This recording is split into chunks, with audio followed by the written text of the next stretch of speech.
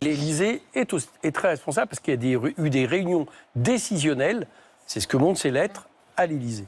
Éric Coquerel, on voulait revenir sur les incidents de jeudi dernier qui ont fait le tour des réseaux sociaux et qui ont beaucoup fait réagir. Jeudi soir, plusieurs militants pro-palestiniens interrompent à plusieurs reprises le concert de l'Orchestre Philharmonique d'Israël qui a eu lieu à la Philharmonie à Paris au cri d'Israël assassin. Il y a eu aussi un lancer de tract sur lequel était écrit « Pas de musique pour les colons morts à l'occupation » et puis ces fumigènes allumés dans les tribunes. On aperçoit d'ailleurs les militants qui les tiennent empêchés, voire frappés par des spectateurs eux-mêmes.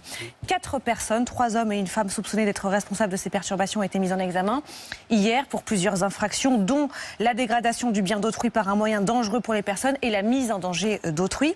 La Philharmonie de Paris a condamné ces incidents graves dans un communiqué et annoncé porter plainte. Rien ne peut justifier de telles actions.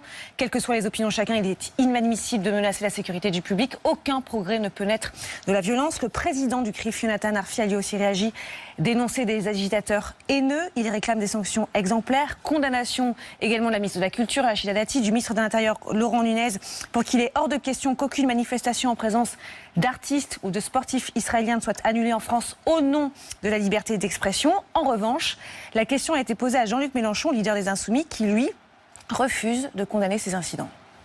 Je ne condamne pas parce que la Philharmonie avait déjà interdit une fois un chef russe. On est d'accord, on n'est pas d'accord, mais ce qui vaut pour les Russes doit quand même pouvoir valoir pour d'autres. Hein. Bon, voilà. Alors, ça a été un peu tendu. Bon, voilà, qu'est-ce que vous voulez, c'est comme ça. Mais vous ne pouvez pas empêcher à des gens d'exprimer une protestation contre un génocide. C'est pas normal. Explication qui a suscité de nombreuses réactions de la part de nos téléspectateurs. Alors il y a certains qui sont d'accord avec Jean-Luc Mélenchon, mais il y en a aussi beaucoup qui la dénoncent et qui ne la comprennent pas. Ils cautionnent la violence, ils sombrent chaque jour un peu plus dans l'abjection. Abject encore ces propos, ça devient une habitude. Les artistes ne tuaient personne, ils jouaient de la musique comme souvent les musiciens en concert. Alors il y avait eu d'ailleurs des musiciens, plus de 7200 musiciens et amateurs d'art lyrique qui s'étaient exprimés, avaient signé une pétition pour que ce concert ait bien lieu. Est-ce que vous-même vous condamnez ces incidents? Est-ce que vous comprenez pourquoi Jean-Luc Mélenchon ne le fait pas? Écoutez, dans la situation actuelle, je vais vous dire ce que je condamne le plus. C'est que depuis le cessez-le-feu, soi-disant cessez-le-feu, il y a eu 250 morts à Gaza. D'accord? Que la colonisation est en train de se développer de manière encore plus forte sur les conseils de M. Smotrich, qui est, comme vous le savez, le ministre raciste qui s'occupe des colonies. Ce n'est pas la question, non, ça c'est si, mais je vais vous répondre.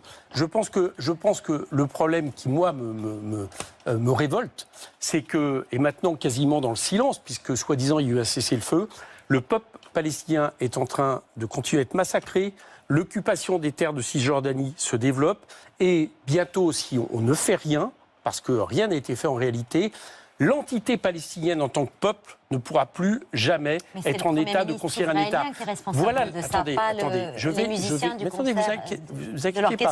vais réagir. Donc moi, je vais vous dire une chose. Je considère que la politique menée aujourd'hui par le gouvernement israélien, qui est une politique en Cisjordanie d'apartheid, qui est une politique qui, je vous rappelle, porte des risques génocidaires par le cours de la justice internationale qui est en train d'enquêter. Donc on ne saura dans quelques années seulement ce qu'elle décidera. Mais le moins qu'on puisse dire, c'est qu'il y a eu plus de 60 000 morts et qu'on sait les conditions de Gaza. Cette politique-là devrait, mais je vais vous répondre, devrait nous amener à faire comme nous avons fait par rapport à l'Afrique du Sud il y a quelques années, d'accord, où nous avons cessé des relations avec les équipes qui représentaient l'Afrique du Sud, et donc également, à partir du moment où c'est une institution, et là c'était l'orchestre, c'était pas des artistes israéliens, c'était l'orchestre de la Philharmonique, je pense qu'il aurait été plus sage de ne pas les inviter, parce que nous sommes dans une situation qui est absolument anormale. Et Jean-Luc Mélenchon a raison de dire qu'aujourd'hui, il ne viendrait à l'idée de personne d'inviter l'orchestre national russe. Je pense que ça serait très mal vécu.